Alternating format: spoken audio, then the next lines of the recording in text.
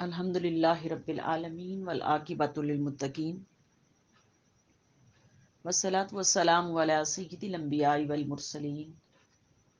والحمد للہ رب العالمین۔ قال اللہ تبارک و تعالی فی القرآن المجید والفرقان الحمید ومن یرغب عن ملۃ ابراہیم الا من سفیہ نفسہ ولقد اصطفیناہ فی الدنیا وَإِنَّهُ فِي الْآخِرَةِ لَمِنَ الصَّالِحِينَ إِذْ قَالَ لَهُ رَبُّهُ أَسْلِمْ قَالَ أَسْلَمْتُ لِرَبِّ الْعَالَمِينَ صدق اللہ و مولانا العظیم۔ معزز سامعات، آج کا جو ہمارا ذکر کا گوشہ، جس کے اندر آج ہم قرآن مجید کی آیہ نمبر 131 اس کی تفسیر کرنے کے لیے جا رہے ہیں، جس میں رب کائنات نے کلام مجید میں اس چیز کی طرف جو نہ توجہ دلائی کہ کون ہے جو بے رغبتی کرے دین ابراہیم سے، دین ابراہیم سے منہ پھیرے۔ سب سے پہلے ہم اس کا ترجمہ کرتے ہیں اور پھر اس کے بعد ہم اس کی تفسیر کریں گے۔ اللہ رب العالمین نے ارشاد فرمایا وَمَن يَرْغَبُ عَن مِّلَّةِ إِبْرَاهِيمَ،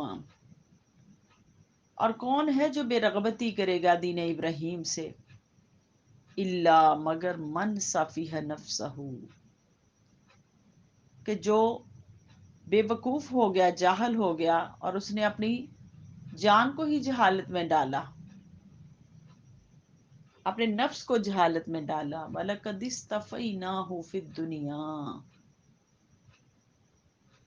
اور بے شک ضرور ہم نے اس دنیا میں اسے چن لیا۔ وَإِنَّهُ فِي الْآخِرَةِ لَمِنَ الصَّالِحِينَ،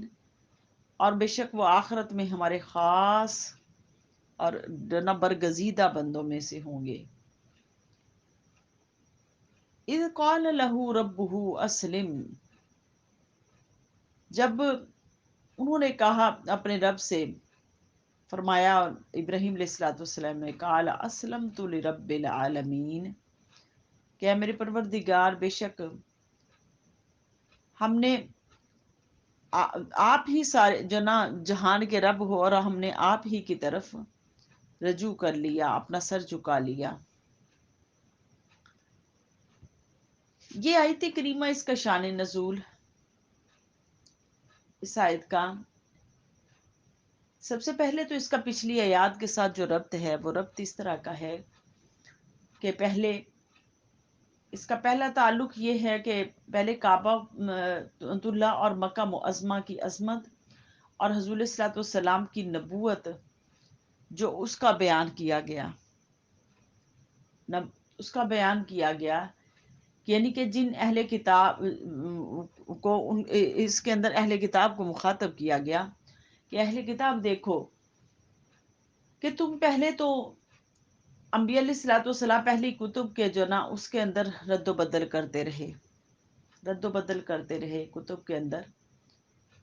اب تم اہل کتاب ہو تو اب تم دین ابراہیمی کی جو نا اصل ہے نا اس سے بھی تم منہ موڑ چکے ہوئے۔ اور وہ دین ابراہیمی کی اصل کیا ہے؟ کعبۃ اللہ اصل ہے، مکہ مکرمہ اصل ہے، اور حضور صلی اللہ علیہ وسلم کی نبوت جو اصل ہے، تم اس سے بھی منہ موڑ رہے۔ تو اس کا بتایا گیا کہ تم اس سے منہ موڑ رہے ہو، تو یہ اپنی اصل سے ہی منہ موڑ رہے ہو، تو تم دین کا کیا جو نا دین پر عمل کرو گے۔ اب اس کا شان نزول یہ ہے، کہ عبداللہ بن سلام نے، جو کہ یہود کے بہت بڑے عالم تھے، تورات کے عالم تھے، یہود کے عالم تھے، تورات جو پہلی کتب تھی اس کے عالم تھے، تو انہوں نے جب وہ مسلمان ہوئے، رسول اللہ صلی اللہ علیہ وسلم پر ایمان لائے، اگلے صلی اللہ علیہ وسلم جب ہجرت کر کے مدینہ آئے تو یہ رسول اللہ صلی اللہ علیہ وسلم کو اپنے درخت کے اوپر چڑھ کے یہ جو نا وہ پھل اتار رہے تھے، کھجوریں اتار رہے تھے، جب کسی منادی نے آ کے ان کو بتایا کہ اگر صلی اللہ علیہ وسلم مدینہ تشریف لے آئے، تو یہ بھاگے، وہاں سے چھلانگ لگائی اور لگا کے بھاگے حضور صلی اللہ علیہ وسلم کی بارگاہ میں، اور اگلے الصلوۃ والسلام کو آ کے دیکھا تو اگلے الصلوۃ والسلام جو اس وقت مدینہ والوں کو جو اسلام کی دعوت دے رہے تھے اور اسلام کے جو نا خلق سکھا رہے تھے، تو یہ نا حضور علیہ الصلوۃ والسلام کو دیکھا، اسی وقت ایمان لے آئے، اور ایمان لے کے آئے، اور اللہ پاک نے ان کو ایمان کی دولت سے مالا مال کیا، اور مالا مال کرنے کے بعد پھر انہوں نے آگے تبلیغ کی اپنے بھتیجوں کو، اور بھتیجوں کو ان کو تبلیغ کی، اور ان میں دو بھتیجے مہاجر اور سلمہ کو اسلام کی جب دعوت دی، تو ان میں سے صرف ایک بھتیجے نے اسلام کی دعوت کو قبول کیا، ایک نے اسلام کی دعوت کو قبول کیا اور دوسرے نے اسلام کی دعوت کو قبول نہیں کیا، یعنی کہ آپ کی جو اسلام کی دی ہوئی دعوت تھی اس کو انہوں نے قبول نہیں کیا۔ اور یہ جو ایمان کی دولت بھی دیکھو کہ اللہ رب العالمین کی طرف سے بہت بڑا انعام ہے، یہ بھی بہت بڑا انعام ہے، اور یہ بھی اللہ رب العالمین ہر ایک کے نصیب میں نہیں رکھتے، ہر ایک کے نصیب میں نہیں اللہ کریم رکھتے۔ تو جب ان دو بھتیجوں مہاجر اور سلمہ کو دعوت اسلام دی، تو ان میں سے انہیں فرمایا کہ تمہیں معلوم ہے کہ حق تعالیٰ نے تورات میں فرمایا کہ میں اولاد اسماعیل سے ایک نبی پیدا کروں گا۔ حضرت جو نام عبداللہ بن سلام اپنے بھتیجوں کو فرما رہے ہیں کہ تورات کے اندر حکم ہے کہ میں بنی اسماعیل میں سے ایک جو نا نبی پیدا کروں گا جس کا نام احمد ہوگا، جو ان پر ایمان لائے گا وہ ہدایت پائے گا، اور جو ایمان نہیں لائے گا وہ ملعون ہوگا۔ تو یہ سن کر سلمہ تو ایمان لے آئے، مگر مہاجر نے اسلام سے انکار کر دیا، تب یہ آیت کریمہ نازل ہوئی۔ تو اس پر اللہ رب العالمین نے فرمایا کہ کون ہے جو دین ابراہیم سے منہ پھیرے، تو دین ابراہیم سے منہ پھیرنا در حقیقت کیا ہے؟ جو ایمان سے جو نا جو دوری ہے۔ اب خلاصہ تفسیر یہ ہے کہ اس کے اندر فرمایا گیا کہ اہل کتاب، تم جو کعبہ کی عظمت اور مکہ مکرمہ کی عظمت اور نبی آخر الزماں کی نبوت کا انکار کرتے ہو، تو در حقیقت ملت ابراہیمی کے تم منکر ہو، کیونکہ یہ چیزیں تو جو اسلام کی اصول ہیں، ملت ابراہیمی کی بھی اصل ہیں، اور دین ابراہیمی کا بھی، اس کے سوا کون انکار کرے گا؟ کون انکار کرے گا؟